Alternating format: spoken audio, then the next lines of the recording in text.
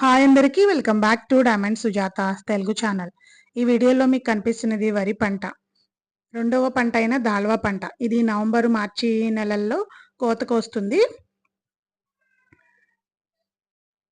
చూసారా, ఇవి ధాన్యం గింజలు కోతకు వచ్చినాయి.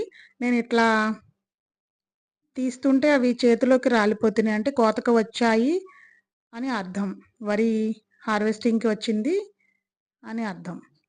ఆంధ్రప్రదేశ్ రాష్ట్రంలో వరి ఎక్కువ విస్తీర్ణంలో సాగవుతున్న ప్రధాన ఆహార పంట. వరి విస్తీర్ణం, ఉత్పత్తి, ఉత్పాదకత ఆ ప్రాంతంలోని వర్షపాతం మరియు నీటి లభ్యత మీద ఆధారపడి ఉంటుంది. చూసారా, వరి పంట అంతా కోతకొచ్చేసి గోల్డెన్ కలర్లో ఎట్లా కనపడుతున్నాయి చూసారా ఒడ్లు అనేవి.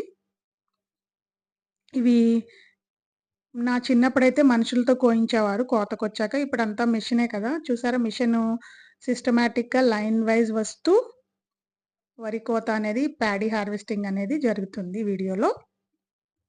మన రాష్ట్రంలో ఖరీఫ్, రబీ పంటలు సాగు చేయబడుతూ సుమారుగా 68.64 లక్షల టన్నుల ఉత్పత్తినిస్తూ సరాసరి దిగుబడి ఎకరాకు 1240 కిలోలుగా ఉన్నది.